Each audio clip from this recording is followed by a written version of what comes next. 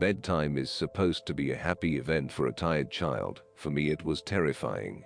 While some children might complain about being put to bed before they have finished watching a film or playing their favorite video game, when I was a child, nighttime was something to truly fear. Somewhere in the back of my mind it still is. As someone who is trained in the sciences, I cannot prove that what happened to me was objectively real, but I can swear that what I experienced was genuine horror. A fear which in my life, I'm glad to say, has never been equaled. I will relate it to you all now as best I can, make of it what you will, but I'll be glad to just get it off my chest. I can't remember exactly when it started, but my apprehension towards falling asleep seemed to correspond with my being moved into a room of my own. I was 8 years old at the time, and until then I had shared a room, quite happily, with my older brother.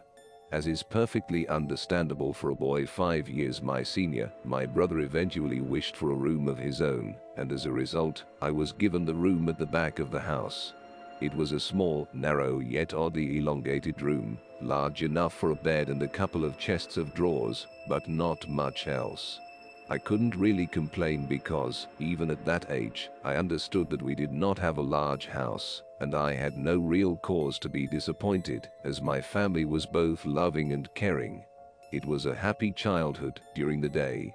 A solitary window looked out onto our back garden, nothing out of the ordinary, but even during the day, the light which crept into that room seemed almost hesitant.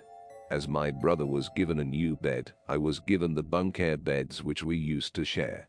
While I was upset about sleeping on my own, I was excited at the thought of being able to sleep in the top bunk, which seemed far more adventurous to me. From the very first night, I remember a strange feeling of unease creeping slowly from the back of my mind. I lay on the top bunk, staring down at my action figures and cars strewn across the green-blue carpet. As imaginary battles and adventures took place between the toys on the floor, I couldn't help but feel that my eyes were being slowly drawn towards the bottom bunk, as if something was moving in the corner of my eye. Something which did not wish to be seen. The bunk was empty, impeccably made with a dark blue blanket tucked in neatly, partially covering two rather bland white pillows. I didn't think anything of it at the time. I was a child, and the noise slipping under my door from my parents' television bathed me in a warm sense of safety and well-being. I fell asleep. When you awaken from a deep sleep to something moving or stirring, it can take a few moments for you to truly understand what is happening. The fog of sleep hangs over your eyes and ears even when lucid. Something was moving, there was no doubt about that. At first, I wasn't sure what it was. Everything was dark, almost pitch black, but there was enough light creeping in from outside to outline that narrowly suffocating room. Two thoughts appeared in my mind almost simultaneously. The first was that my parents were in bed because the rest of the house lay both in darkness and silence. The second thought turned to the noise. A noise which had obviously woken me.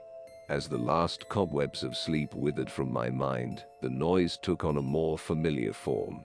Sometimes the simplest of sounds can be the most unnerving, a cold wind whistling through a tree outside, a neighbor's footsteps uncomfortably close, or, in this case, the simple sound of bed sheets rustling in the dark. That was it, bed sheets rustling in the dark, as if some disturbed sleeper was attempting to get all too comfortable in the bottom bunk. I lay there in disbelief, thinking that the noise was either my imagination, or perhaps just my pet cat finding somewhere comfortable to spend the night. It was then that I noticed my door, shut as it had been as I'd fallen asleep. Perhaps my mum had checked in on me, and the cat had sneaked into my room then. Yes, that must have been it. I turned to face the wall, closing my eyes in the vain hope that I could fall back to sleep. As I moved, the rustling noise from underneath me ceased. I thought that I must have disturbed my cat, but quickly I realized that the visitor in the bottom bunk was much less mundane than my pet trying to sleep, and much more sinister. As if alerted to, and disgruntled by, my presence, the disturbed sleeper began to toss and turn violently, like a child having a tantrum in their bed. I could hear the sheets twist and turn with increasing ferocity. Fear then gripped me, not like the subtle sense of unease I had experienced earlier, but now potent and terrifying. My heart raced as my eyes panicked, scanning the almost impenetrable darkness. I let out a cry. As most young boys do, I instinctively shouted on my mother. I could hear something stir on the other side of the house, but as I began to breathe a sigh of relief that my parents were coming to save me, the bunk beds suddenly started to shake violently, as if gripped by an earthquake, scraping against the wall. I could hear the sheets below me thrashing around, as if tormented by malice. I did not want to jump down to safety as I feared the thing in the bottom bunk would reach out and grab me, pulling me into the darkness, so I stayed there, white knuckles clenching my own blanket like a shroud of protection. The wait seemed like an eternity. The door finally, and thankfully, burst open, and I lay bathed in light, while the bottom bunk, the resting place of my unwanted visitor, lay empty and peaceful. I cried and my mother consoled me. Tears of fear, followed by relief, streamed down my face. Yet, through all the horror and relief, I did not tell her why I was so upset.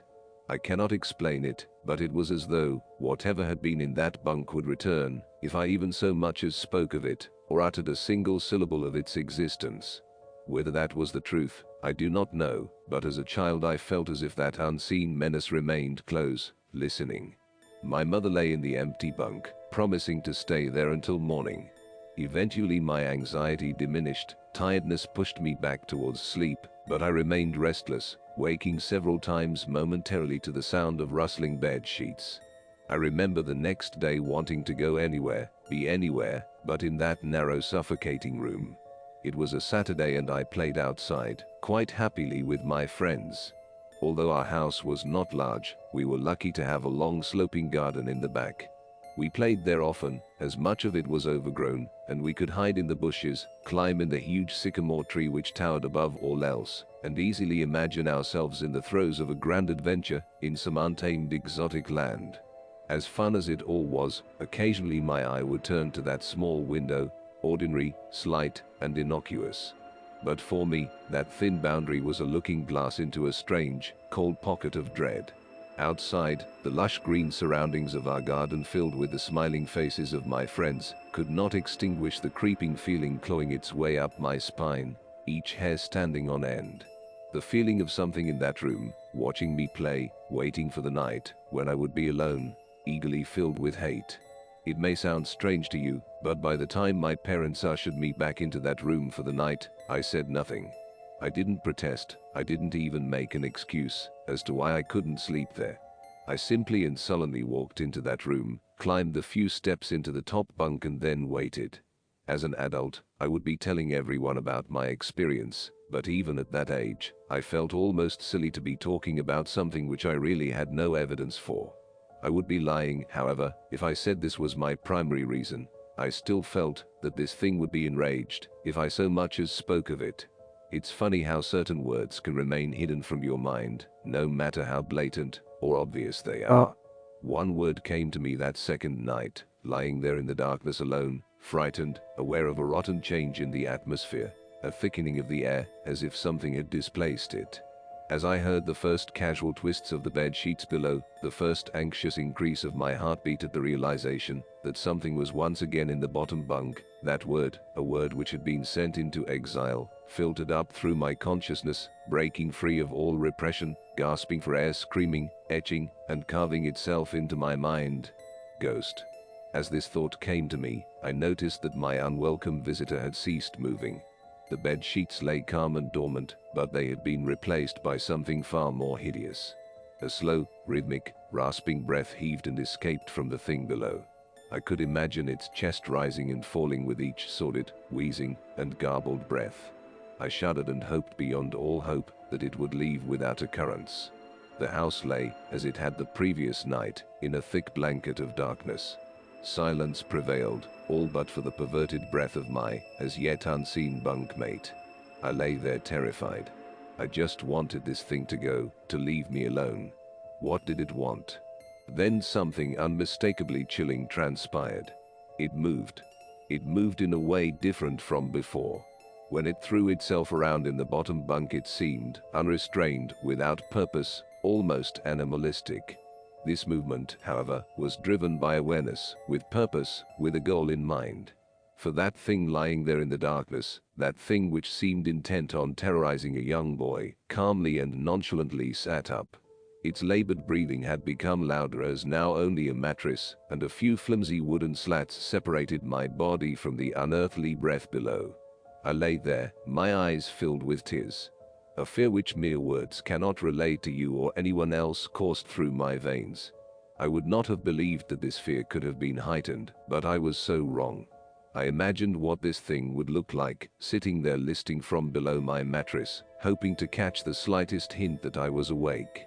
Imagination then turned to an unnerving reality. It began to touch the wooden slats which my mattress sat on.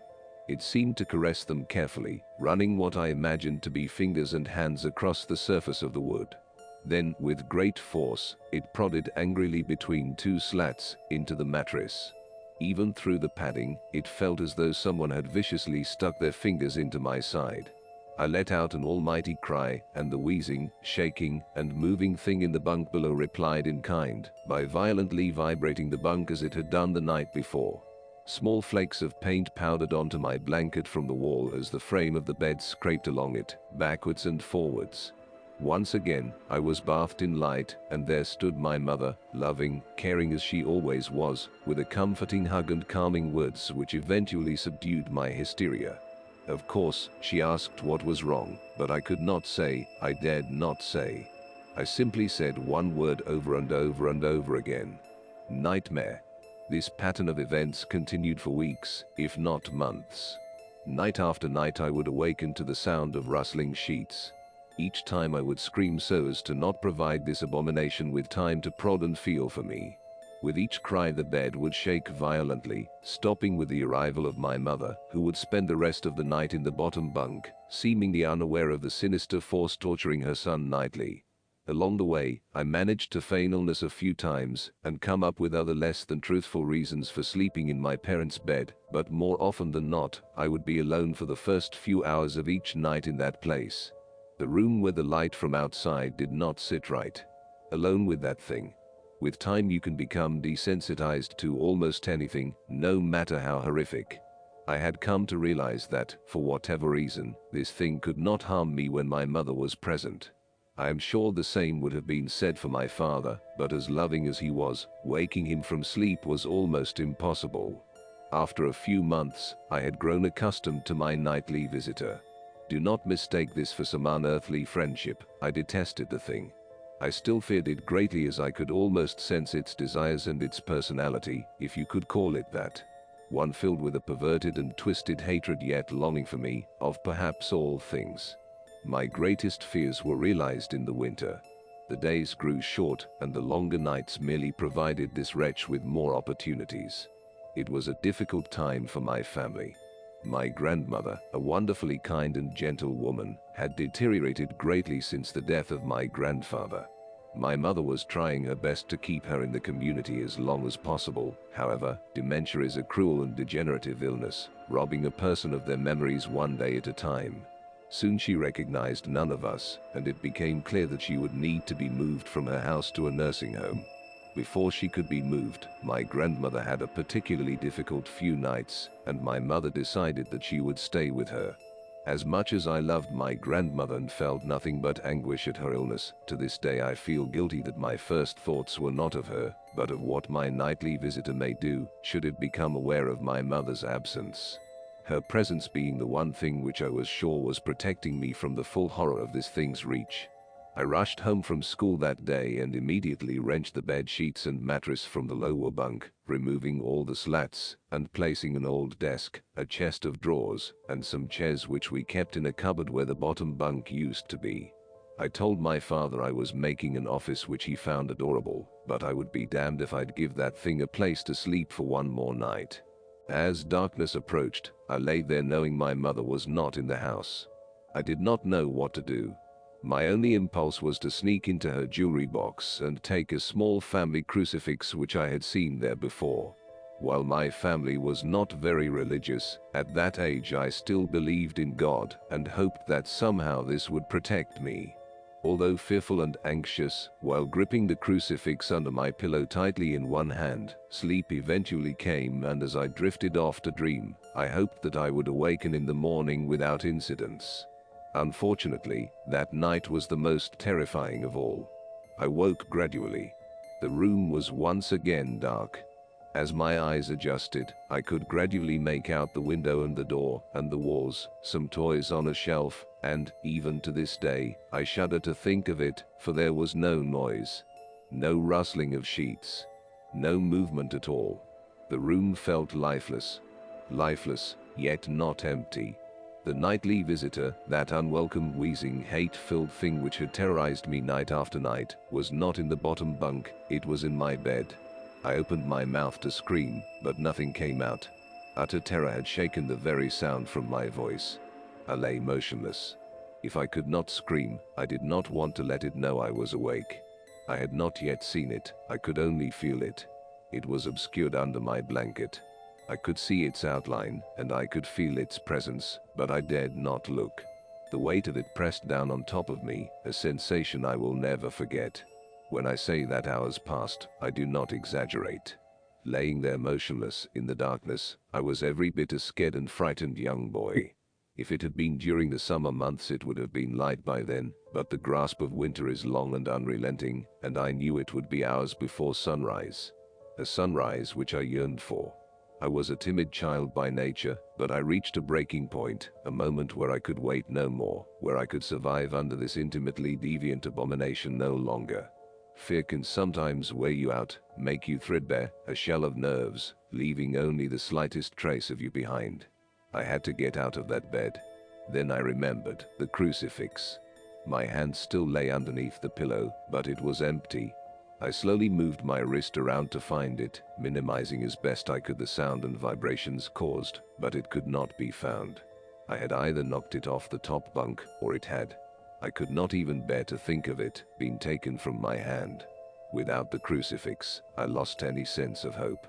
Even at such a young age, you can be acutely aware of what death is, and intensely frightened of it. I knew I was going to die in that bed if I lay there, dormant, passive, doing nothing. I had to leave that room behind, but how? Should I leap from the bed and hope that I make it to the door? What if it is faster than me? Or should I slowly slip out of that top bunk, hoping to not disturb my uncanny bedfellow? Realizing that it had not stirred when I moved, trying to find the crucifix, I began to have the strangest of thoughts. What if it was asleep? It hadn't so much as breathed since I had woken up. Perhaps it was resting, believing that it had finally got me, that I was finally in its grasp. Or perhaps it was toying with me. After all, it had been doing just that for countless nights, and now with me under it, pinned against my mattress with no mother to protect me, maybe it was holding off, savoring its victory until the last possible moment. Like a wild animal savoring its prey. I tried to breathe as shallowly as possible, and mustering every ounce of courage I could, I reached over slowly with my right hand and began to peel the blanket off me. What I found under those covers almost stopped my heart. I did not see it, but as my hand moved the blanket, it brushed against something. Something smooth and cold. Something which felt unmistakably like a gaunt hand. I held my breath in terror as I was sure it must now have known that I was awake. Nothing. It did not stir, it felt dead.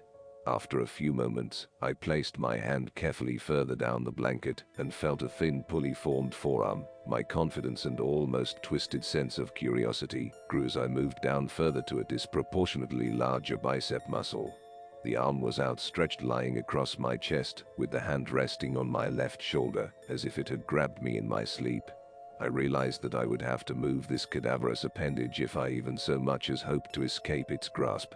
For some reason, the feeling of torn, ragged clothing on the shoulder of this nighttime invader stopped me in my tracks. Fear once again swelled in my stomach and in my chest as I recoiled my hand in disgust at the touch of straggled oily hair. I could not bring myself to touch its face, although I wondered to this very day what it would have felt like. Dear God, it moved. It moved. It was subtle, but its grip on my shoulder and across my body strengthened. No tears came, but God, how I wanted to cry. As its hand and arm slowly coiled around me, my right leg brushed along the cool wall which the bed lay against. Of all that happened to me in that room, this was the strangest. I realized that this clutching, rancid thing which drew great delight from violating a young boy's bed was not entirely on top of me. It was sticking out from the wall, like a spider striking from its lair. Suddenly its grip moved from a slow tightening to a sudden squeeze. It pulled and clawed at my clothes, as if frightened that the opportunity would soon pass. I fought against it, but its emaciated arm was too strong for me. Its head rose up, writhing and contorting under the blanket. I now realized where it was taking me, into the wall. I fought for my dear life, I cried, and suddenly my voice returned to me, yelling, screaming, but no one came. Then I realized why it was so eager to suddenly strike, why this thing had to have me now. Through my window, that window which seemed to represent so much malice from outside, streaked hope. The first rays of sunshine. I struggled further, knowing that if I could just hold on, it would soon be gone. As I fought for my life, the unearthly parasite shifted, slowly pulling itself up my chest, its head now poking out from under the blanket, wheezing, coughing, rasping. I do not remember its features, I simply remember its breath against my face, foul and as cold as ice. As the sun broke over the horizon, that dark place, that suffocating room of contempt was washed, bathed in sunlight. I passed out as its scrawny fingers encircled my neck, squeezing the very life from me. I awoke to my father offering to make me some breakfast, a wonderful sight indeed. I had survived the most horrible experience of my life until then, and now. I moved the bed away from the wall, leaving behind the furniture I had believed would stop that thing from taking a bed. Little did I think that it would try to take mine and me. Weeks passed without incidents, yet on one cold, frostbitten night I awoke to the sound of the furniture where the bunk beds used to be, vibrating violently. In a moment it passed, I lay there sure I could hear a distant wheezing coming from deep within the wall, finally fading into the distance. I have never told anyone this story before. To this day I still break out in a cold sweat at the sound of bed sheets rustling in the night, or a wheeze brought on by a common cold, and I certainly never sleep with my bed against a wall. Call it superstition if you will, but as I said, I cannot discount conventional explanations such as sleep paralysis, hallucination, or that of an overactive imagination, but what I can say is this. The following year I was given a larger room on the other side of the house, and my parents took that strangely suffocating, elongated place as their bedroom. They said they didn't need a large room, just one big enough for a bed and a few things. They lasted 10 days. We moved on the 11th. After writing my account of a horrific experience I had as an 8-year-old child, many have encouraged me to speak about the aftermath. I've been hesitant to do so as I have felt unsettled since I broke my silence.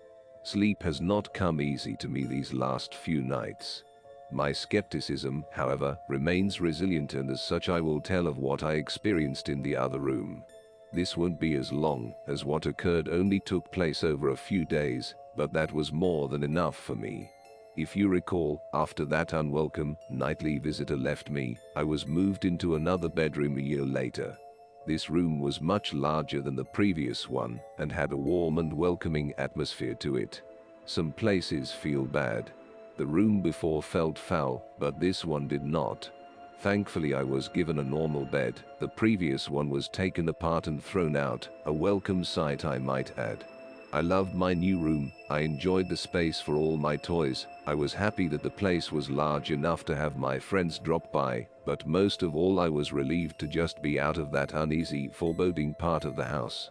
On the first night I slept more soundly than I had done for a long time. Of course, I still moved my bed several feet from the wall. I told my mother that I and my friends liked to use the gap between the bed and wall as a hiding place when we were playing.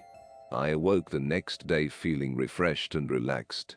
As I lay there watching some of my favorite cartoons on a small portable television, I noticed something odd.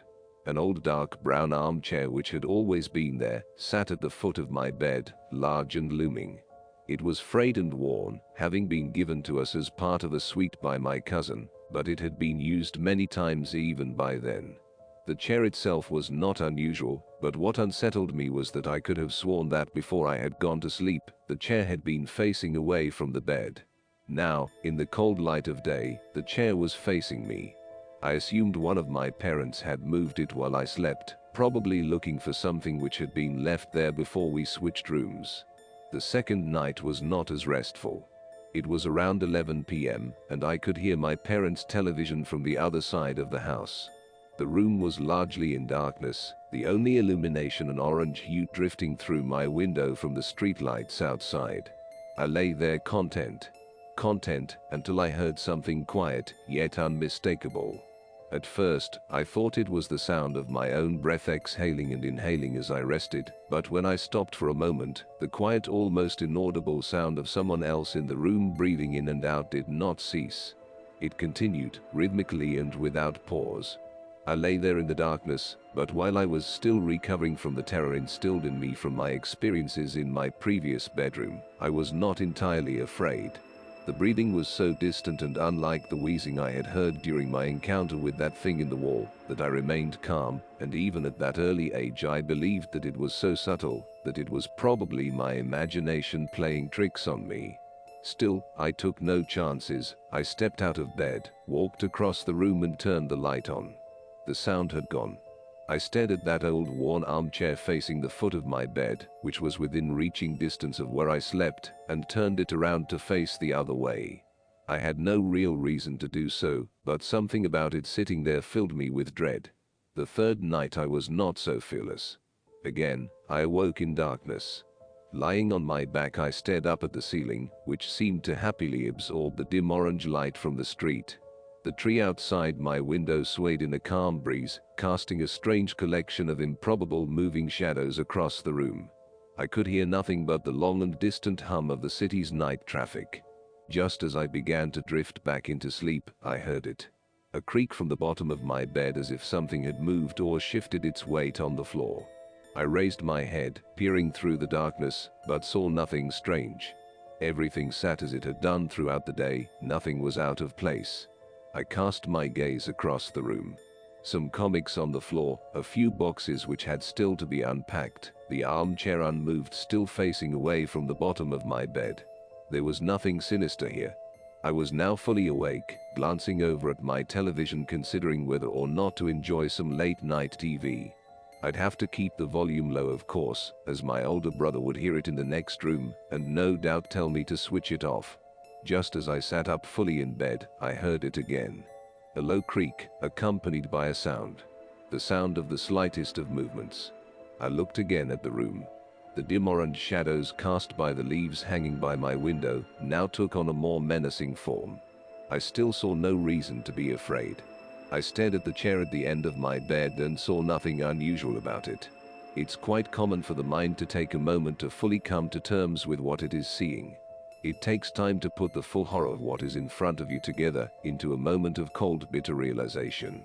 Yes, I was staring at that old worn armchair in the dark, but what I was also staring at was the person sitting in it. In the dim light I could only see the outline of the back of its head, the rest obscured by the spine of the chair. I sat motionless, staring, praying, hoping that my eyes were being misled by their surroundings. The slow creak of movement as it shifted in its battered throne chilled me to my very core. This was no mere trick of the dark. Then, it shifted onto its right side. I knew what it was doing. It was turning to look at me. It was difficult to make out, for even in that room it seemed darker than everything around it. I saw what looked like a collection of long fingers slip over the crest of the chair, and then another. The room was silent, but for the sound of this thing shuffling in its seat, and the crash of my racing heart. At first, I could only make out the outline of its forehead, but then it began to rise up, revealing two pinpoints of light in the dark recesses of its deeply set eye sockets. It was staring at me. I screamed, and within a moment my brother and mother came into the room, switching the light on, asking if I'd had another bad dream. I sat speechless, barely acknowledging them, staring intently at the now empty armchair. I was only in that room for another few days before we suddenly moved. I saw nothing for the remaining nights, except for my last sleep in that room where I woke to the warm air of something breathing into my ear. I jumped out of bed, turning the light on. The slow rhythmic breath of something unseen remained, louder than before. I spent the rest of that night on the couch in the living room. 2 years later I slept soundly in my bed in our new house. There had been no other incidences, and I was sure I had left behind whatever strangeness had plagued me in that little average suburban home. I was, however, left one parting gift. My tormentors, and in my opinion the watcher in that armchair was a different entity to the thing in the elongated room, had one last surprise in store for me. Like an animal claiming its territory, I was not entirely out with their grasp. For one last terrifying moment I felt the presence of those things. I lay there sound asleep, 2 years since those horrifying experiences. I was in the throes of a nightmare and suddenly, happily found myself awake, safe and sound in my bed. The room was darker than usual. I breathed a sigh of relief as one does when waking from a nightmare. But the room was so dark. I could see nothing at all, as if something had snuffed out the light. I chuckled to myself, realizing that I must have pulled my blanket up and over my face while sleeping. The cotton blanket felt cool against me, but the air was a little too warm, almost stifling. Just as I was about to remove the blanket for some air, I heard it. For the last time I heard it. The rhythmic breathing of the watcher at the end of my bed. Fear gripped me, followed by anger and despair. Why could I not be left alone? I then did something most peculiar. I decided to speak to it. Perhaps this thing did not mean to harm me, perhaps it was unaware of the terror it had caused. Surely a young boy deserved some mercy. As the breathing grew louder and closer, I began to cry. I could feel its presence on the other side of the blanket, its breath hanging over me like a stagnant wind. Through the tears I uttered 2 words, words which surely would put an end to all of this. Please stop. The breathing began to change, it became more animated, quicker somehow. I could hear something shuffling next to me, standing close by. The breathing then moved, first back to the foot of my bed, and then slowly across the room, through the door, into the hallway, and then gone. Half crying, half elated, I lay in the still darkness, my face still covered by the blanket. You may consider this a victory of some sort, but I do not. If those things were real, I know now beyond a shadow of a doubt that their intentions were not misconstrued, they were twisted, filled with malice. I would normally never use such a word to describe anything, but it's as close to evil as I hope I ever come. How do I know that? I'll tell you how. Moments after that thing seemed to have left the house, something pressed forcefully down on top of me, pushing the blanket with great strength against my face. I could feel a large hand with long thin fingers wrapping the covers around my skull, its nails imprinted upon me like razor-sharp ridges. I managed to slide down into the gap between the bed and the wall, quickly making my escape, clambering and screaming out of my room, waking my family. Make no mistake, that thing in the darkness tried to smother me to death. A few days ago, I submitted 2 nightmarish accounts from my childhood. Perhaps you best read them to truly comprehend what has befallen me. I had been compelled to silence, gripped by the irrational fear that somehow even after all these years, should I speak of it, that those things would seek me out and once again wreak havoc on my life. In the name of science and reason I confronted those fears and set out to vanquish those tormented memories once and for all, by sharing them with others, exposing them for what I believed they were. The delusions of a troubled child. I have held on to my skepticism and rationality for dear life. I have allowed them to define me, but this morning I was presented with verifiable physical evidence. Evidence of what I do not know, but it cannot be ignored, and it seems strange to me that the last few days have been so tainted by apprehension and misfortune, after finally breaking my silence, that I can no longer rely upon entirely conventional explanations. I said goodbye to the old neighborhood, to that bad memory once and for all, and began to make my way home. By the time I had driven onto the motorway, something had begun to filter through from the back of my subconscious. At first, I disregarded it, dismissing it as my imagination, but as the sun shone its last and dipped below the horizon, I sensed the growing of a compulsion in me. An idea which seemed to have been born and nurtured for no good reason. No rationale, no sound causal footing, but one which had to be followed, at all cost. I must get home. I increased my speed, zipping sporadically between the slower cars on the motorway, looking in the rear-view mirror, keeping an eye on what might be following. I had to get home. Again, I drove faster, constantly looking behind as if racing some unseen pursuer.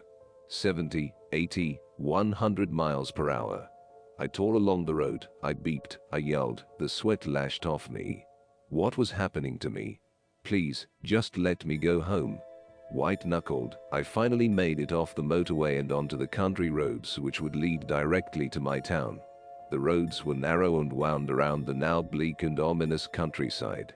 Darkness seemed to blanket the road in front of me. I turned my full beam on and breathed a sigh of relief to see a bright light again, even if artificial. The manic anxiety which had seemed to grip me on the motorway appeared to have diminished. However, I still glared into the rear-view mirror more often than I should have, just to make sure that there was nothing following me. What a ridiculous thought. To think of something chasing my car. To put myself and others in danger by speeding down a busy motorway. Madness. Still, madness or not, I had felt compelled to get away as quickly as possible, and even though I had managed to collect my nerves, the loneliness of the road I was on fueled my yearning for my own town, my own street, my own bed. Nervously, I traversed the web-like winding roads which seared through the countryside, feeling relieved at the first sign of a lamp-post, of civilization, and of the boundaries of my town.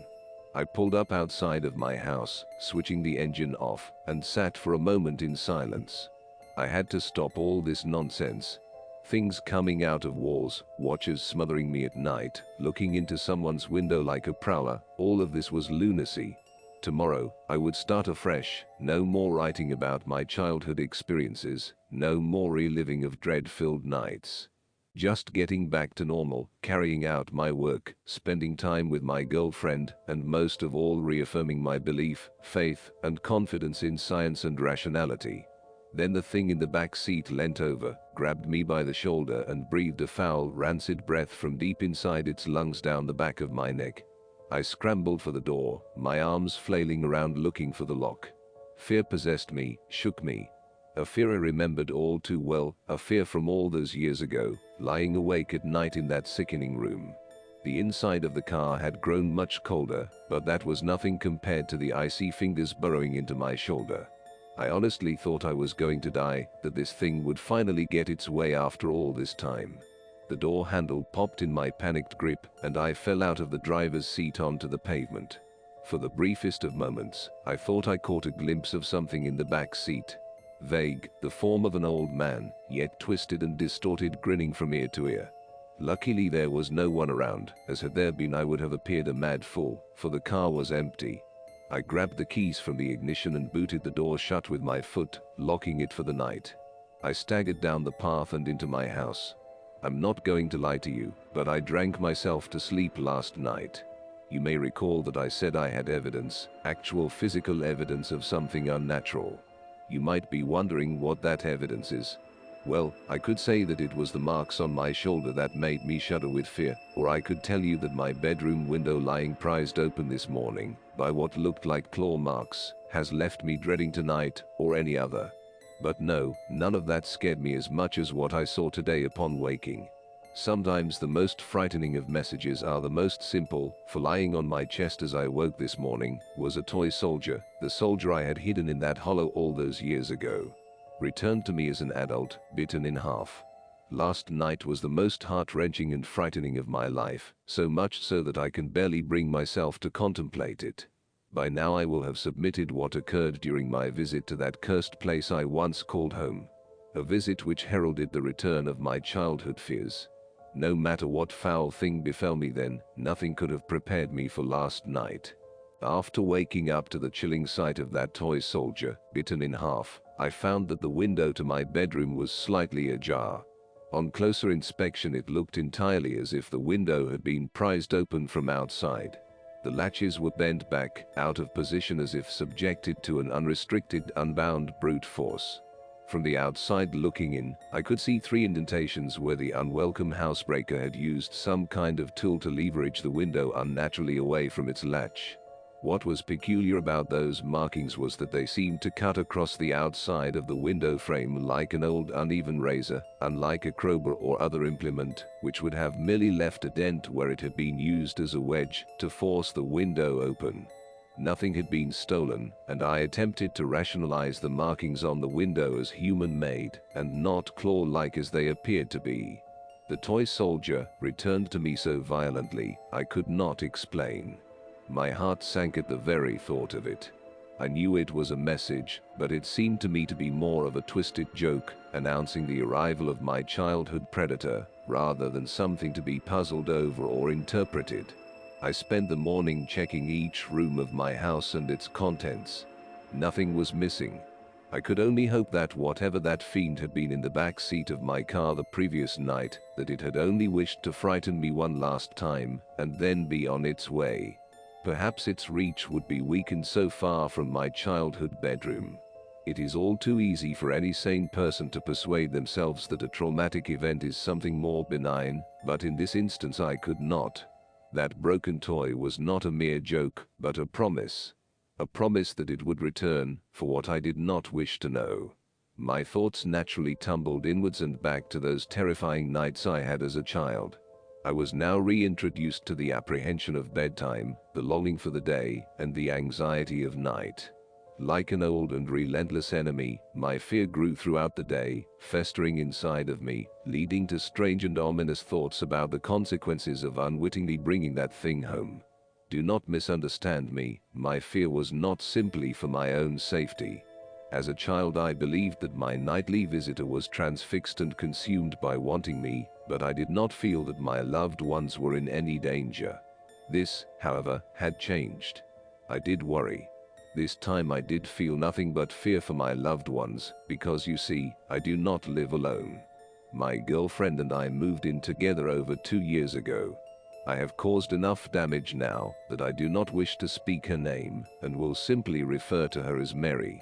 Mary and I had had a happy existence, and in fact, we were very much in love. This coming Christmas morning I was going to propose to her, but that beautiful moment has now been bitterly taken away from me by that rancid abomination.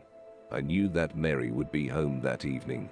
She works in events and promotion, and as a result is often away from home for days at a time, traveling around the country coordinating various conferences and exhibitions. I do not complain about this, as she and I both know that I am a solitary character, and that the odd few days of solitude normally do me good, allowing me to dive headlong into my writing, absorbing every word, undisturbed. Despite this, I always miss her, and with the events of the past week, reliving those torturous nights and then allowing them to return, I had missed her far more acutely than I had ever previously done so. She arrived at around 6 p.m., and I greeted her with a smile, a warm embrace, and a passionate kiss. I tried to hide my perturbed state of mind from her, but Mary knows me better than anyone I have ever met and immediately inquired, "What's wrong?" I tripped and fumbled through my words as I explained to her that I had written a story about my childhood, and that exploring those dark and twisted memories had left me distraught. Mary has an incredibly caring nature, and she immediately lay her suitcase and bags on the floor, sat me down on our couch, and with her soft and gentle way, asked me to talk about the whole ordeal. But I couldn't. I couldn't mention this thing, this wretch which had now found its way to our home. An invisible and twisted invader which had been led there by my idiotic curiosity. At the time I felt that she would think me mad, but now how I wish I had told her the truth. If there is one thing more damaging to a relationship than a lie, it is a half-truth. Not because it is deceitful, but because it is a corruption of the truth. Perverted and abused to suit the teller's needs. I told her my half-truth. I told her about my story, that of the thing in the narrow room and the watcher at the end of my bed, but that is where the truth ended, and the lie began. I deliberately and deceitfully mentioned that it was of course just my imagination as a child, and neglected to talk of my experiences of returning to the scene of those depraved crimes. Knowing that she would see the damaged window latch and claw marks, I spun my web as I told a grand tale about waking up to a burglar attempting to break into our house and having to chase them away. I was quite the hero. I lied to her, and she showed me great sympathy and kindness for my deception. I was embarrassed by the truth then, and I am ashamed of my lie now. If I had been truthful, then perhaps we could have faced this menace together, but instead that thing took advantage of my dishonesty and put a wedge between us. The events of last night desecrated the most important thing in the world to me. Nighttime arrived in all of its bleakness and was unwelcome. I lay in the darkness, waiting. Mary was sound asleep next to me, each breath a soothing reminder of companionship, but despite my growing aversion to loneliness, I would have no sleep that night. I knew from experience that when my uninvited guest would show itself, it would do so with subtlety, increasing its grip on me with each visitation, as if requiring time to build up its strength. A leech feeding on my fear for succor. My nerves kept me on edge, which fought back the oncoming onslaught of sleep admirably. In the end though, biology won, and as my bedside clock lumbered towards 4 a.m., sleep took me. The relaxing blanket of nightly oblivion, anxiety washed away, my worries a distant memory, sinking deeper into the soft mattress below, and finally into a long sought for rest. Sleep, no matter how deep, is rarely all-encompassing. For as I hovered over the cusp of a dream, something began to bother me. Something invasive, yet distant. I slowly opened my eyes and allowed them to adjust to the darkness. Mary lay soundly asleep, and I calmed myself by listening to her breathing in the night. Inhale was followed by exhale, again and again, rhythmically, hypnotically. I began to drift towards sleep once more. But no. There it was, something else, distinct yet undefinable. It was distant, out of the way, almost obscured or smothered as if coming from behind something. I strained my ears in an attempt to define it, but it was all too quiet. I remained in the bed for several more minutes, but with each passing second that almost inaudible sound grated on me, like broken glass on a raw nerve. Sleep was now abandoned, and with much frustration I decided to reluctantly investigate the source of the noise. I sat up in the bed and listened intently. It was unlike any other sound I had ever heard. Quiet, low, but as my mind adjusted to the noise, I slowly began to piece its nature together. It was most certainly obscured by something, but the closest thing I could relate it to was a repetitive murmur. I heard something similar previously when I was a child visiting my grandmother in a nursing home. A place which had left an impression on me, seeing the wandering residents confused and of a fractured mind, meandering around the grounds like lost inmates murmuring repetitively to themselves of days gone past, repeating nonsensical phrases and words. This is what it reminded me of. A continuous stream of indecipherable words, uttered by someone in the throes of confusion. I turned to check on Mary, watching her chest rise and fall with each breath. Assured that she was undisturbed, I left the bed. As I stood up, I recognized immediately that the murmuring was louder. While dark, I had left a light on in the hall as I always do, which crept under the door and allowed me to view the room in a dim but visible way. I looked around to see if anything was out of place, but the room appeared as expected. My mind ambled back to that night as a child in the second room, when noises could be heard from some unseen, yet ever-present menace. I took a step forward, and as I did so the noise once again grew in volume. While I was still at a loss in deciphering the words, I could now hear the character of the voice. It was old, scratched by age with a harsh guttural undertone to it. The words were being repeated at a frantic pace and seemed anxious, yet muffled by some unknown barrier. I was frightened, but I drew strength from Mary being in the room, and with a deep breath filled with trepidation, I took another slow and silent step forward, my bare feet cushioned by the cold floor below. Again, the voice became louder. I wasn't sure if I was imagining it, but I could have sworn that it had become more agitated as I drew closer. The next step I took shook me to my very core, for as that murmuring, garbled voice grew louder still, amongst the rambling, gravelled sound of it, I heard a word which shot an icy shudder through my bones. A word to be feared. It spoke my name. Dear God, it knew my name. To me it was as if knowing who I was somehow endowed that thing with an unlimited reach, that I may never be rid of it. that it could kill me at any moment. Something suddenly caught my eye, a movement accompanied by a ruffle of cloth. I knew now where that rhythmic, agitated voice originated. I knew now why it was muffled and difficult to decipher. I could now see it, only a few feet in front of me. Standing behind the closed curtains.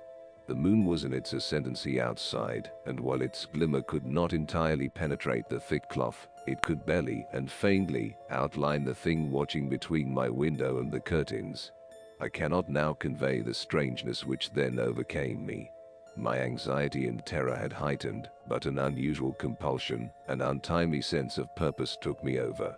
I had to see what it was. I took another tentative step towards the curtains. They swayed slightly as if caught by a breeze, but I could not tell whether the movement had been caused by myself, or the hand of that thing hiding behind a shroud of cloth. I was now close enough to hear its labored breathing, the displacement of fluid at the back of its throat, palpable with each inhalation. This was it. I was going to confront this monstrosity from my past, this tormentor of children, this coward. Raising my right hand slowly, I accidentally touched the fabric of the curtain, causing a subtle ripple which parted them momentarily. I gasped, for through that temporary slit, only for a moment, I saw it. My God, how can I describe what was standing there? Even now, I close my eyes and wish that I could erase it from my memory. It shivered and shook as it continued to murmur, repeating some indecipherable phrase, sounding like a bizarre mixture of numerous languages. Its emaciated skin stretched over an unnatural frame of brittle and prominent bones. Vertebrae, ribs, and other inner workings almost protruding through its paper-thin, pale, languidly pink, and almost bruised-looking husk. As malnourished as it appeared, the stomach was distended in places, and its bony appearance did nothing to diminish the feeling that it was capable of exerting itself with brute perverted force on any of its victims. Sickness swelled in my stomach, a tainted, offensive smell filled the air, and as it murmured and whispered in the darkness through what sounded like broken, fractured teeth, I could not help but feel pity for this wretch, quivering in the night as if victim of a long starvation. I quickly came to my senses and realized that this thing was not to be pitied, but feared. Not to be understood, but exposed. It was not shivering because it was cold, it was shaking with excitement, like a drug addict anticipating their next dose. Standing there contemplating what I had just seen between the curtains, I once again prepared myself to remove its shrouded cloth protection, and to reveal it for what it was, a cold-hearted vandal, a prowler of the worst kind, a deviant festering in its own delectation. As I once again raised my hand to draw the curtain, something caught my attention. Its incessantly confused, gravelly, and inarticulate whispers squeezed through that broken mouth, and uttered the three most terrifying words I have ever heard. "Look behind you." A cold breath slid down the back of my neck. Momentarily I froze, but love is a powerful motivator. Had I been on my own, fear would have taken me, shaking any possibility of resistance from my mind, but with Mary sleeping soundly in the same room as that thing, shielding someone I loved from that wretch was my only thought.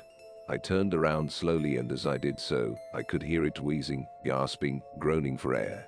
At a quarter turn, I could smell its breath, the stench of death hung in the air, plague-like and foul. Then, I heard another voice. It was not that horror in the darkness, but Mary.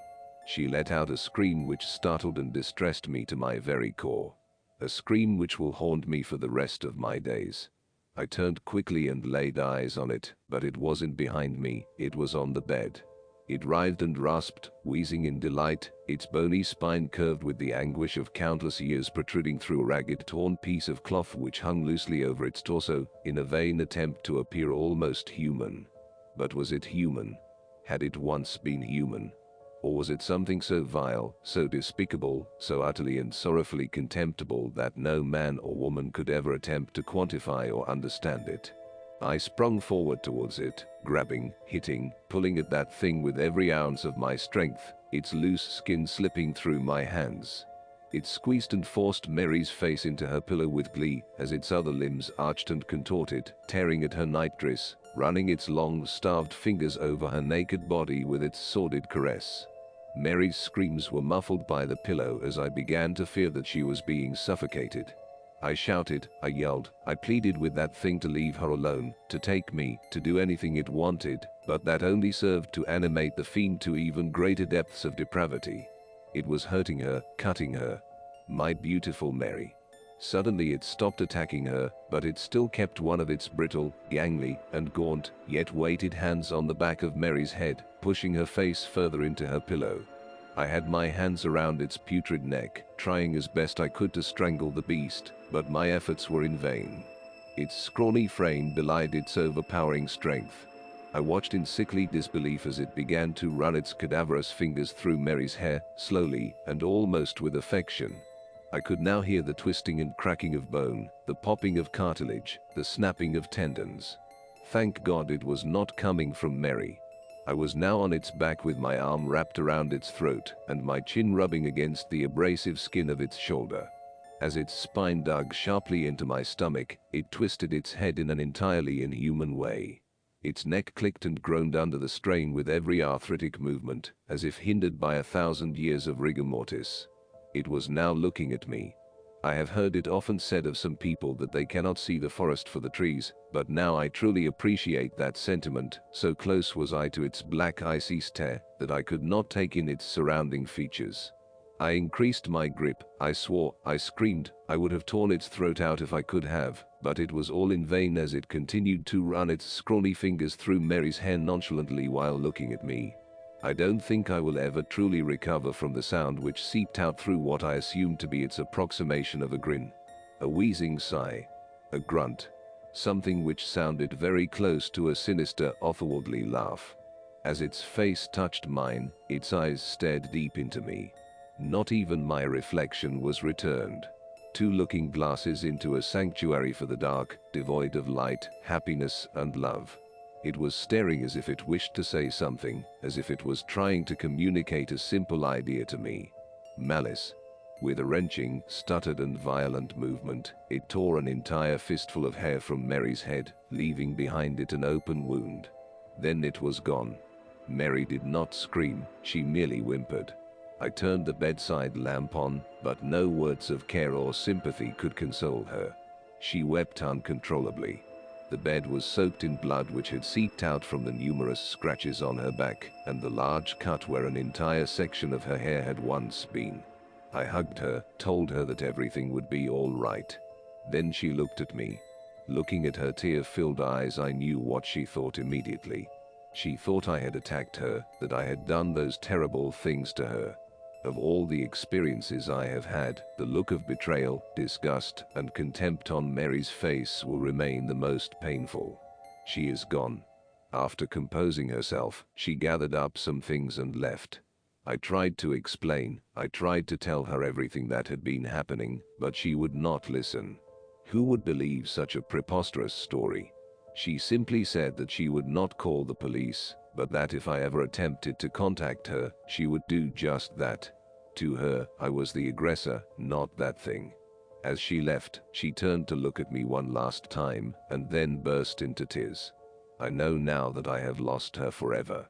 The woman I love more than anything on this earth thinks I am a violently hideous human being.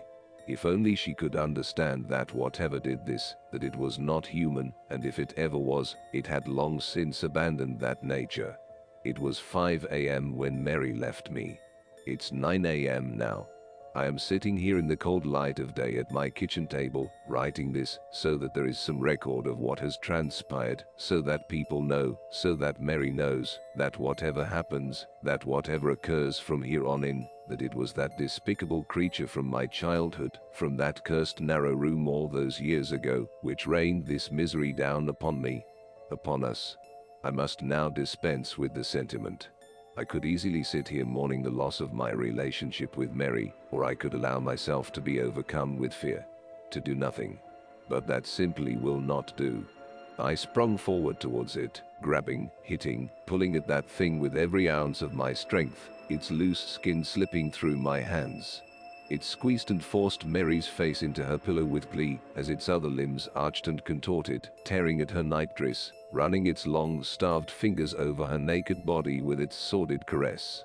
Mary's screams were muffled by the pillow as I began to fear that she was being suffocated. I shouted, I yelled, I pleaded with that thing to leave her alone, to take me, to do anything it wanted, but that only served to animate the fiend to even greater depths of depravity. It was hurting her, cutting her. My beautiful Mary. Suddenly it stopped attacking her, but it still kept one of its brittle, gangly, and gaunt, yet weighted hands on the back of Mary's head, pushing her face further into her pillow. I had my hands around its putrid neck, trying as best I could to strangle the beast, but my efforts were in vain. Its scrawny frame belied its overpowering strength. I watched in sickly disbelief as it began to run its cadaverous fingers through Mary's hair, slowly, and almost with affection. I could now hear the twisting and cracking of bone, the popping of cartilage, the snapping of tendons. Thank God it was not coming from Mary. I was now on its back with my arm wrapped around its throat and my chin rubbing against the abrasive skin of its shoulder. As its spine dug sharply into my stomach, it twisted its head in an entirely inhuman way. Its neck clicked and groaned under the strain with every arthritic movement, as if hindered by 1,000 years of rigor mortis. It was now looking at me. I have heard it often said of some people that they cannot see the forest for the trees, but now I truly appreciate that sentiment, so close was I to its black icy stare that I could not take in its surrounding features. I increased my grip, I swore, I screamed, I would have torn its throat out if I could have, but it was all in vain as it continued to run its scrawny fingers through Mary's hair nonchalantly while looking at me. I don't think I will ever truly recover from the sound which seeped out through what I assumed to be its approximation of a grin. A wheezing sigh. A grunt. Something which sounded very close to a sinister, otherworldly laugh. As its face touched mine, its eyes stared deep into me. Not even my reflection was returned. Two looking glasses into a sanctuary for the dark, devoid of light, happiness, and love. It was staring as if it wished to say something, as if it was trying to communicate a simple idea to me. Malice. With a wrenching, stuttered and violent movement, it tore an entire fistful of hair from Mary's head, leaving behind it an open wound. Then it was gone. Mary did not scream, she merely whimpered. I turned the bedside lamp on, but no words of care or sympathy could console her. She wept uncontrollably. The bed was soaked in blood which had seeped out from the numerous scratches on her back, and the large cut where an entire section of her hair had once been. I hugged her, told her that everything would be all right. Then she looked at me. Looking at her tear-filled eyes, I knew what she thought immediately. She thought I had attacked her, that I had done those terrible things to her. Of all the experiences I have had, the look of betrayal, disgust, and contempt on Mary's face will remain the most painful. She is gone. After composing herself, she gathered up some things and left. I tried to explain, I tried to tell her everything that had been happening, but she would not listen. Who would believe such a preposterous story? She simply said that she would not call the police, but that if I ever attempted to contact her, she would do just that. To her, I was the aggressor, not that thing. As she left, she turned to look at me one last time, and then burst into tears. I know now that I have lost her forever. The woman I love more than anything on this earth thinks I am a violently hideous human being. If only she could understand that whatever did this, that it was not human, and if it ever was, it had long since abandoned that nature. It was 5 a.m. when Mary left me. It's 9 a.m. now. I am sitting here in the cold light of day at my kitchen table, writing this, so that there is some record of what has transpired, so that people know, so that Mary knows, that whatever happens, that whatever occurs from here on in, that it was that despicable creature from my childhood, from that cursed narrow room all those years ago, which rained this misery down upon me, upon us. I must now dispense with the sentiment. I could easily sit here mourning the loss of my relationship with Mary, or I could allow myself to be overcome with fear, to do nothing. But that simply will not do. I can hear the laughter of my neighbor's children outside. At different stages in my life, I remember that same feeling of joy and happiness from something as simple as playing with friends, or climbing a tree, or kissing the woman you love, or even drifting off to sleep at bedtime, to dream of what could be, in the safety of a happy family home. Memories, only memories. I fear I will never experience that happiness again. This thing has broken me. But I am resolute. Whatever that hideous wretch has in store, whatever it desires to do with me, I will not allow that thing to harm another person, or to invade another child's life as it did mine all those years ago. I must leave you all now, as there is much to be done before it gets dark, before it returns. My plans are made, and with any luck they will succeed. I wish I could say we will speak again, but I think that is unlikely. I hope you understand what must be done. Because tonight, I'm going to kill it. I am shaking as I write this. I was released by the police less than 2 hours ago, and I am compelled to record the events of the past day and night as quickly and as accurately as possible. In some ways I want to forget, but I know that I cannot. I know that I should not. For my own sanity, I must divulge what has happened. It is far too important. Should I ever allow myself to be swayed by the mechanical, rational nature of the world once again, these words should serve to remind me that what is unseen is both mysterious and frightening. After Mary left, I knew that I had lost her forever, but rather than be consumed by depression and inaction, I was invigorated by one purpose, by one thought, by one idea that I knew I had to carry out. I had to destroy that thing, for I could not allow the chance that it may one day hurt my loved ones, or desecrate the innocence of another child. I also knew that I faced death, but feeling that I had already lost everything, that was a small price to pay. It is said that revenge is a dish best served cold, but having waited my entire adult life to be rid of this thing, its memory and the shadow that it had cast upon me, I met the proposition of killing this fiend, this corrupt and perverted force, with a smile on my face. That night it would be dead, even if I had to drag it to hell with me. Busying myself for the next few hours, I packed a bag and wrote a letter to Mary and my family, explaining what had happened and that they weren't to blame. I phoned my mother and father, then my brother, just to hear their voices one last time, but I did not let on that I thought I may never speak to them again.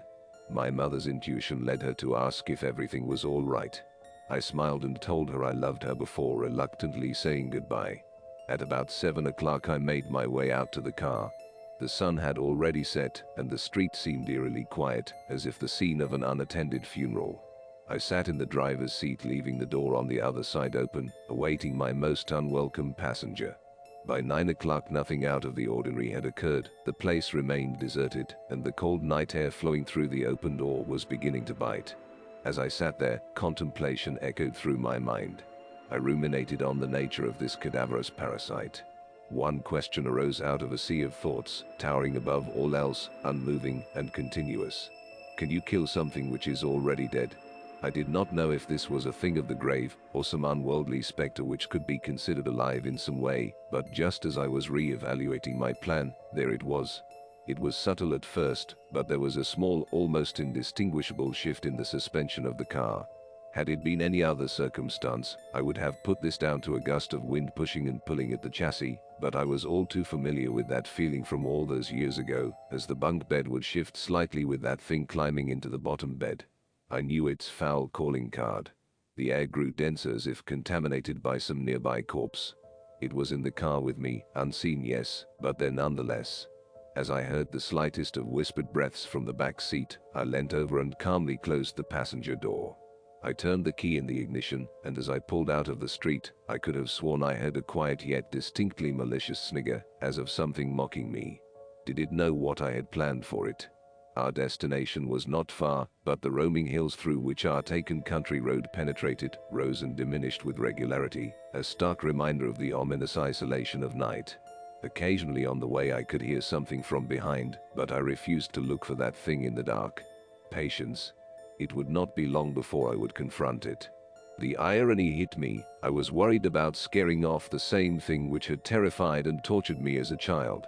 I had to be resilient, and so drove carefully and calmly through the countryside, swamped by darkness, hoping that my unearthly passenger would not suspect me. I arrived. The wheels of the car struggled and slid on the undergrowth as I headed off the narrow country road. The landscape had opened up, and as I looked at the broken and rotting trees around me, I felt that it was fitting to come to this bleak place in the cold night, to destroy that bleakest of things. The land suddenly ended abruptly. A cliff etched out from an old quarry, looking deep into the black waters of the lake below. The cliff edge was relatively flat and had in fact at one time housed a road which had subsided into the lake decades earlier. The local kids would tell stories about the vengeful ghosts of those killed during the subsidence, but they were just stories. Or perhaps they weren't. In the past I would have disregarded such tales, but who would believe mine if I told it to them now? I switched the engine off and parked several meters away from the cliff edge, switching off any lights and composing myself for what would come. I sat in that car for what seemed a lifetime, the only company given to me by the occasional splash of water against the cliff below. I waited. This thing was smart, of that there was no doubt. It had toyed with me, relishing the pain and torment it had caused as only something of a coldly frozen intellect could. For this reason, I knew it would suspect me, and perhaps even flee if I brought the car too close to the cliff's edge.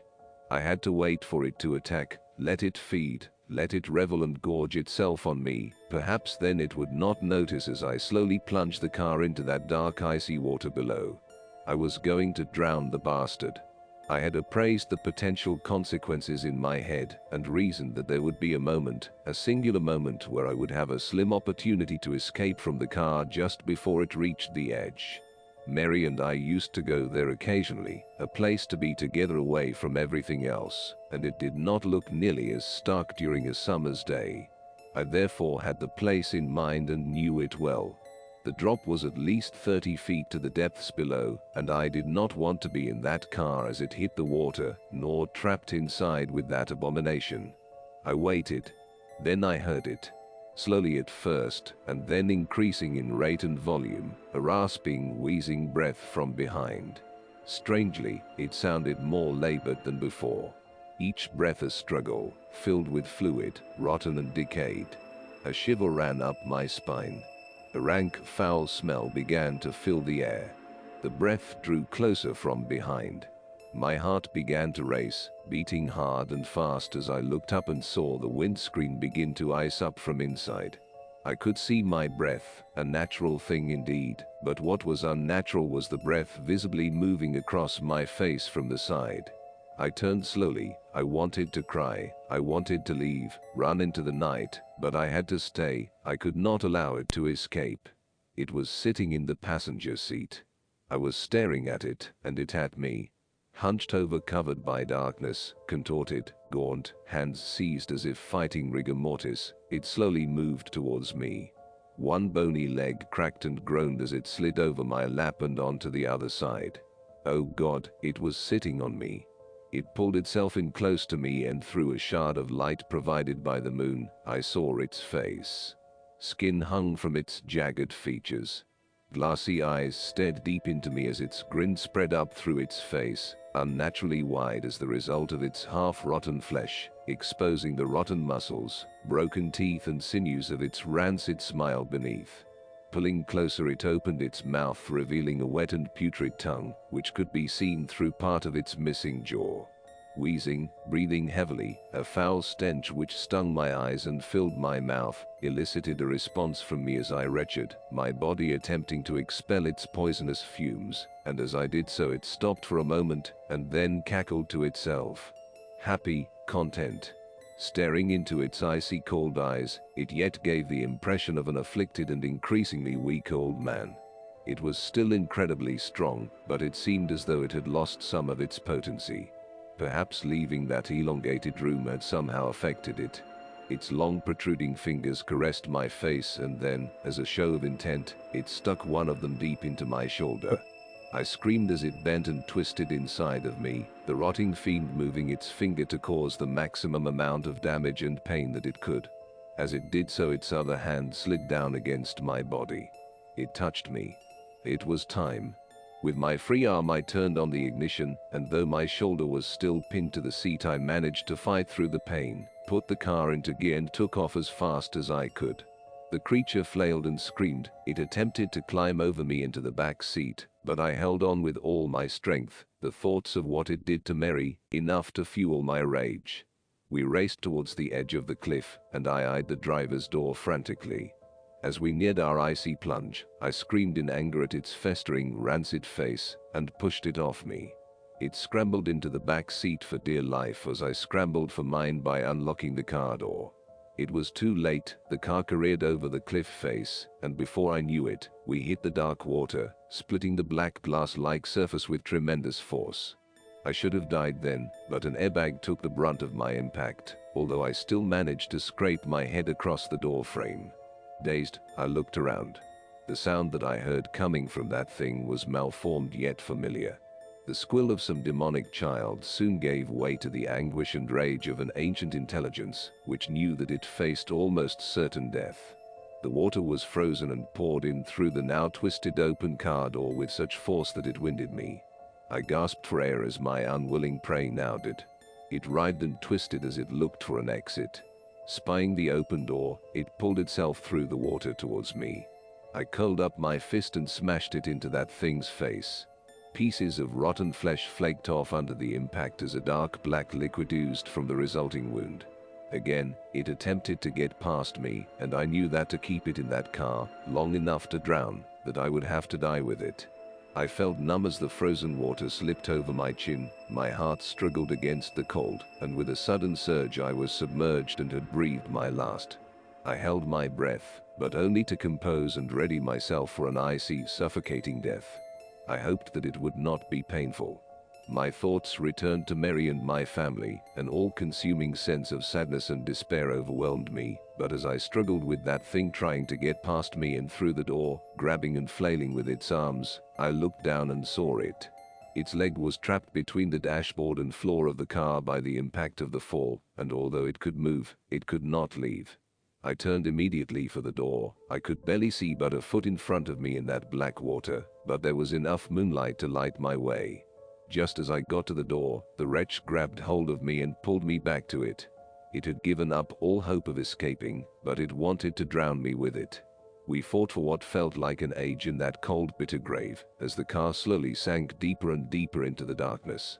I could now feel my body pleading with me to take a breath, to exhale my last gasp of air, and then inhale the frozen water. I am happy to say that I used my wits to get out of such a horrible fate. Orientating my body, I pushed my feet against the dashboard with enough force to at last escape its slippery grasp.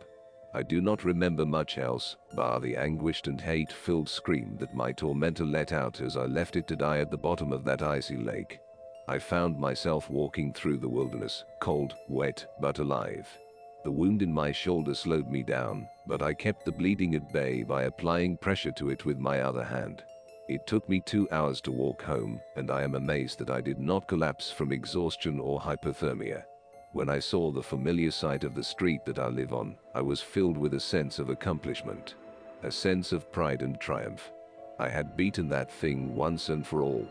That is until I went inside my house and found a trail of large, wet footprints leading from the front door to my bed. Disbelief took me. Despair so sharp and so overwhelming that I am unable to convey it with mere words.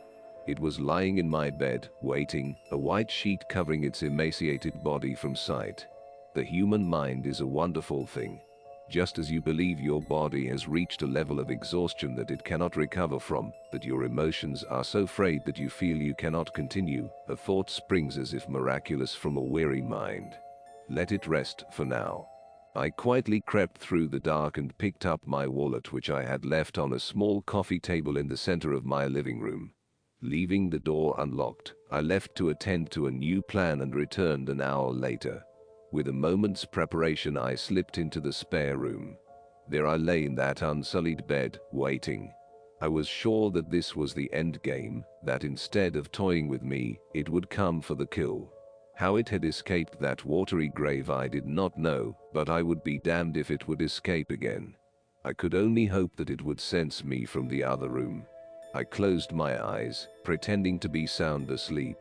Time lumbered onwards, and although I fought it, exhaustion finally took me, sending me into a deep slumber.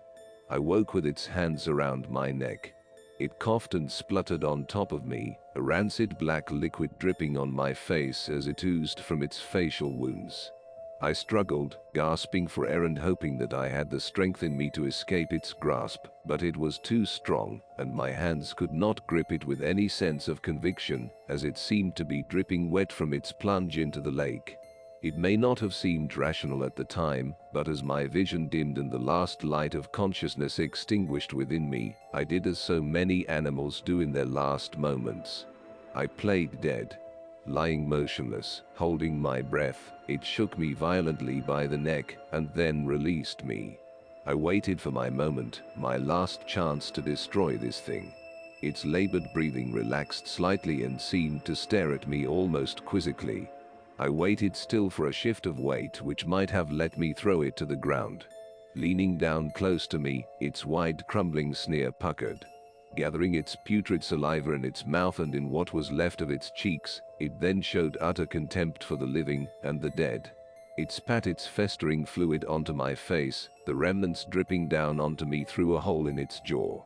I wanted to scream, to do anything to remove such a vile smear on my skin, but I dared move. The time was not right. Leaning in closer, it prodded and scratched at the wound in my shoulder, the pain shearing through my body. With all my resistance, I remained motionless. Then, it slowly and patiently slid two of its long distended fingers into my mouth. The taste was overwhelming, rancid, rotten, dead. The arthritic clicking of its knuckles shook my resolve. As it arched its back in glee, it suddenly pushed its fingers deep down into my throat. I gagged, an instinctive reaction. Instead of being shocked, a garbled laugh emanated through its broken teeth as it thrust its fingers deeper into my mouth. I felt its cold, hard flesh scraping against the inside of my throat, pleading without words for it to stop. In our darkest of moments, we sometimes find our true strength. I rolled to my side using its weight against it, and finally, managed to break free. I fell onto the floor. Its long reach grasping at my feet, I kicked and screamed and at last was free. It stared at me, only for a moment. Rising on top of the bed, its brittle bones cracking under its own force, it now towered tall and gaunt, ready to pounce. Since I was a child, I had been a victim. It had terrorized me, taken my innocence, attacked Mary and broken my life. I would not stand for it anymore. Sometimes the most dangerous prey is the one who can outthink you, the one that lulls you into a false sense of dominance or superiority, the one who has conquered any fear of you with a sense of anger and betrayal. It had fallen into my trap, one conceived by logic, reason, and an understanding of the world through the eyes of a scientific mind. Fire cleanses all. As it groaned, shrieked, cracked and contorted, readying itself to pounce, in one swift motion, I removed a blanket from the floor, revealing a bucket filled with gasoline which I had bought in that short time of preparation. I threw it as hard as I could, the liquid splashing all over that horror on the bed. It grinned at me, mocking my very existence, making light of my pain and the agony it had caused. From my pocket I pulled out a lighter, lit it and threw it onto that wretched thing. It writhed and screamed in agony, parts of its flesh crumbling away, searing into nothing in front of my very eyes. I almost felt sorry for it. Let it burn. The fire got out of hand. Thankfully a neighbor heard the screams and saw the smoke, calling the fire brigade. I remember nothing of how I escaped.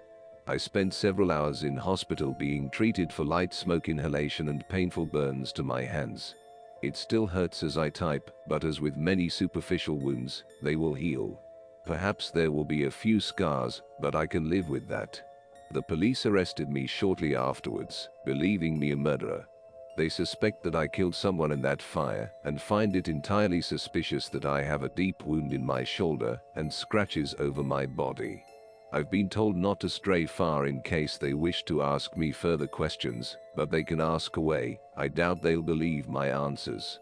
They found no remains, nor any evidence that someone else was there, bar a strange outline of a figure etched deep into the bed and wall. It looked as though whatever had been there attempted an escape, but I do not think it accomplished this. A weight has now been lifted from my shoulders, one which I now realize was always there, since I was a child in fact. I believe that thing had an effect on me even from distance, and now that it is gone, I feel whole again. I am devastated that I've lost Mary, and my house can be written off as I'll probably be charged with arson after they realize I started the fire, which means I can kiss goodbye to any insurance claim. My hands ache, as does my shoulder, but my spirit does not. I am writing this from a hotel room. It's small and unassuming, but it will suit my purpose. Tonight, I intend to sleep and dream, as I did as a child, before that wretch invaded my life. I believe that it was my irrationality which saved me, my logical thought which allowed me to destroy such an evil, but I will never escape the conclusion that there is much more to life beyond the veil, out there in the darkness. It is a world I have seen, and do not care to revisit, but tonight I will rest, and tomorrow I will build my life again with the confidence that my unwelcome guest is gone forever. I can feel it, I know it. It will take time for me to adjust, and perhaps my mind will play a trick or two along the way. It is difficult to abandon the paranoia of a lifetime. I must learn to accept my safety once again. I refuse to be looking over my shoulder for the rest of my days, but I will always be cautious, as I was when I was in the hospital this morning lying on a bed in a quiet ward. I thought I felt the bed shake for the briefest of moments, but I know that it was just my imagination. I am glad I have written down my experiences. It has illuminated much about myself to me, and most importantly, should anyone ever, God forbid, find themselves in a similar situation, then maybe you will know what to do. Now it is bedtime, and I must rest, for I have never known a weariness such as this. Good night, and sleep tight.